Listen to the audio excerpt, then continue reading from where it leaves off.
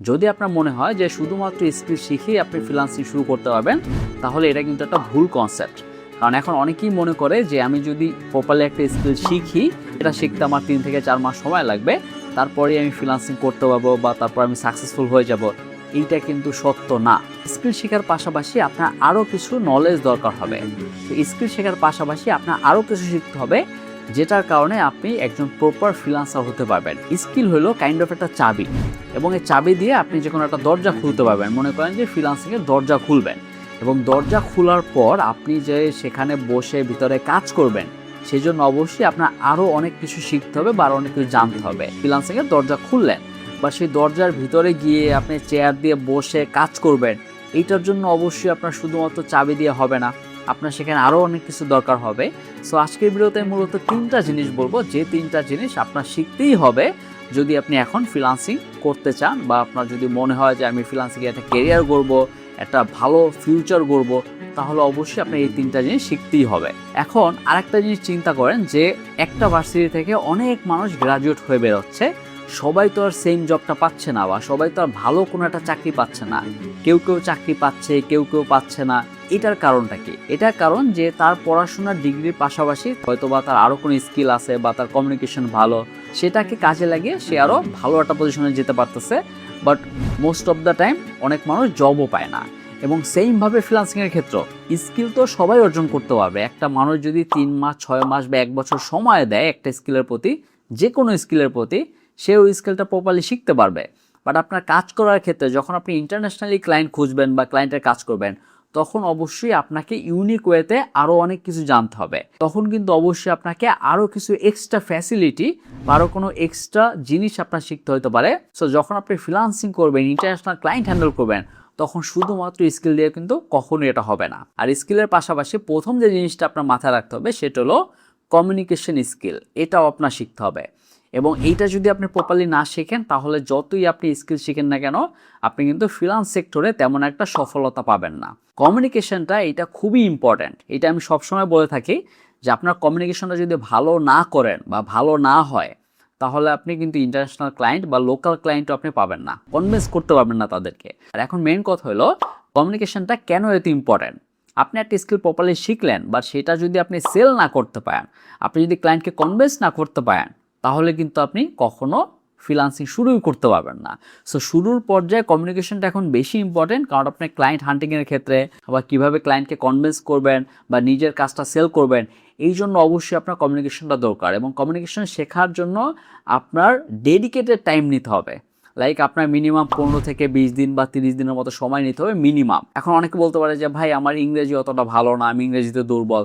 দুর্বল হতেই পারেন, বাট এটা আপনার ওভারকাম করতে হবে। বাট আপনি যদি ইংরেজিতে দুর্বলও হয়ে থাকেন, আপনি যদি প্রপারলি শিখেন, তাহলে আপনি ইজিলি কমিউনিকেট করতে পারবেন। এবং এমনভাবেই কমিউনিকেট করতে হবে যাতে ক্লায়েন্ট কনভিন্স হয়। সবাই তো ক্লায়েন্ট হান্টিংয়ের জন্য কমিউনিকেট করার চেষ্টা করবে, তো আপনারটা একটু ইউনিক হইতে হবে, আপনারটা যেন অ্যাপ্রোচেবল হয়, যেন আপনাকে হায়ার করে। সেইটার জন্য অবশ্যই communication is the biggest tool for freelancing, এবং এইটা আপনার মাথায় রাখতে হবে, এবং এটা মাস্ট আপনার শিখতে হবে, এবং মাস্ট এটা আয়ত্তে আনতে হবে। আর সেকেন্ড যে ব্যাপারটা, সেটা হলো পার্সোনাল ব্র্যান্ডিং। এখন পার্সোনাল ব্র্যান্ডিংটাও খুবই ইম্পর্টেন্ট। এখন পার্সোনাল ব্র্যান্ডিং মানে এইটা না যে আপনি কন্টেন্ট ক্রিয়েশন শুরু করবেন বা আপনি ব্লগিং করবেন, ভিডিও করবেন, এটা কিন্তু না। আপনার কাজের রিলেটেড একটা পার্সোনাল ব্র্যান্ড থাকতে হবে, এবং এইটার সবচেয়ে বেস্ট উপায় হলো আপনার যদি নিজস্ব একটা ওয়েবসাইট থাকে। এখন যদি আপনার একটা ওয়েবসাইট থাকে, সেটাকে কাজে লাগিয়ে কিন্তু আপনি ক্লায়েন্ট হান্টিংয়ের ক্ষেত্রে একটা ওয়ে বের করতে পারবেন। তো যদি আপনার একটা পার্সোনাল ব্র্যান্ড থাকে বা একটা নিজস্ব ওয়েবসাইট থাকে, সেটা দিয়ে কিন্তু আপনি ইজিলি ক্লায়েন্ট হান্টিং করতে পারবেন, এবং ক্লায়েন্ট কিন্তু বেশিরভাগ সময় কনভিন্স হবে। এখন আপনি মনে করেন যে 10 জন একটা জবে অ্যাপ্লাই করছে, তার ভিতরে 8 জনের নিজস্ব কোনো ওয়েবসাইট নেই, বাকি 2 জনের নিজস্ব ওয়েবসাইট আছে। এখন তার কপালটা খারাপ হলেও কিন্তু সে দেখবে যে তার নিজস্ব ওয়েবসাইট আছে বা তার একটা আইডেন্টিটি আছে, ওখানে গিয়ে তারা চেক আউট করবে, এবং যদি ওয়েবসাইট ভালো হয় বা তার যদি ব্র্যান্ডিং ভালো থাকে, তাহলে কিন্তু তাকে হায়ার করে নেবে। সো এটাও কিন্তু এক ধরনের ওয়ে। এবং মোস্ট অফ দ্য ফ্রিল্যান্সার যারা এখন আছে, তাদের কিন্তু নিজস্ব কোনো ওয়েবসাইট নাই, এবং তারা এটাকে মনে করে যে এক্সট্রা খরচ কেন করব, নিজে কেন ডোমেইন হোস্টিং কিনবে, একটা ওয়েবসাইট কেন বানাবো, এইটা মনে করে। বাট এইটাই কিন্তু আপনার সবচেয়ে বড় একটা ওয়েপন হইতে পারে, যদি আপনি সেটাকে প্রপারলি কাজে লাগাতে পারেন। সো পার্সোনাল ব্র্যান্ডিংটা অবশ্যই দরকার, এবং সেটা হইতে পারে আপনার ফেসবুক প্রোফাইল থেকে শুরু করে, লিঙ্কডইন প্রোফাইল থেকে শুরু করে সব কিছুতে আপনার নিজস্ব কাজের রিলেটেড পোস্ট হইতে পারে, কন্টেন্ট জেনারেশন হইতে পারে। এইটা করে আপনার একটা পার্সোনাল ব্র্যান্ডিং তৈরি করতে হবে, যেন ক্লায়েন্ট আপনার এই প্রোফাইলটা দেখে সে নিজেই আপনাকে হায়ার করে। আপনি চাইলে ফেসবুক পেজের মাধ্যমে আপনার কাজ রিলেটেড যদি একটা পোর্টফোলিও থাকে বা একটা পার্সোনাল ব্র্যান্ড থাকে, সেখানে আপনি অ্যাড দিয়েও কিন্তু অনেক লোকাল ক্লায়েন্টও পাবেন। এই ওয়েতে যদি আপনি ট্রাই করেন, যা most of the freelancer try করে না, তাহলে কিন্তু আপনার কাজ পাওয়ার সম্ভাবনা অনেক বেড়ে যাবে। আর তারপরে জিনিসটা হলো time management and money management. এই দুইটাও খুবই ইম্পর্ট্যান্ট। টাইম ম্যানেজমেন্টটা কি, আপনি আপনার টাইমটাকে যদি প্রপারলি ম্যানেজ না করতে পারেন, তাহলে যতই আপনি স্কিল শিখেন না কেন, তারপরে আপনি ক্লায়েন্ট হান্টিং বা ক্লায়েন্ট ম্যানেজ করা এই জিনিসটা আপনি কখনোই পারবেন না। আপনি কখন কাজ শুরু করতেছেন, কখন শেষ করতেছেন, কতক্ষণ করতেছেন, কখন ক্লায়েন্টের সাথে কথা বলতেছেন, এই প্রপারলি আপনার ম্যানেজ করতে হবে। এটা যদি আপনি ম্যানেজ করতে পারেন, তাহলে আপনার সময়ও বাঁচবে, আপনি কাজও পাবেন, সব কিছু ম্যানেজ করতে পারবেন।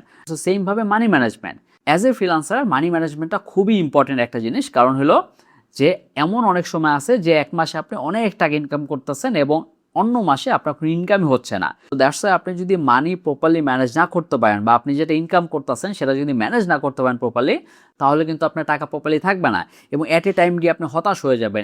এমন অনেক ফ্রিল্যান্সার আছে যারা কন্টিনিউসলি 2 থেকে 3 বছর ফ্রিল্যান্সিং করার পরেও তারা হতাশ, তারা ডিপ্রেশনে পড়তেছে, কারণ তারা মানি ম্যানেজমেন্ট ঠিকভাবে করতে পারে নাই। সো সব কিছুই ইম্পর্ট্যান্ট, এবং কাজ করার ক্ষেত্রে বা ক্লায়েন্ট হ্যান্ডেলিংয়ের ক্ষেত্রে মানি ম্যানেজমেন্ট, টাইম ম্যানেজমেন্ট এই দুইটাও খুবই ইম্পর্ট্যান্ট। এই দুইটাও আপনার এই স্কিল শেখার পাশাপাশি শিখতে হবে। সো এই 3টা ব্যাপার আপনার ভালো করে আয়ত্তে যদি আনতে পারেন স্কিলের পাশাপাশি, তাহলে আপনি অনেক মানুষ থেকে অনেক আগায় যাবেন। এখন একটা স্কিল 100 জন শিখতে পারে, এবং 100 জনের ভিতরে আপনি যদি স্ট্যান্ড আউট করতে চান, তাহলে এই 3টা জিনিস আপনি প্রপারলি মাস্টার হয়ে যান, তাহলে দেখবেন আপনার ফ্রিল্যান্সিং ক্যারিয়ারটা অনেক স্মুথ হয়ে যাবে, অনেক ইজি হয়ে যাবে, এবং আপনার তখন কিন্তু এই ক্লায়েন্ট নিয়ে চিন্তা করতে হবে না, আপনার ডিপ্রেশনে পড়তে হবে না, আদৌ ক্লায়েন্ট পাবো কিনা এইসব চিন্তা করতে হবে না, যদি আপনি এই 3টা ভালো করে আয়ত্তে আনতে পারেন।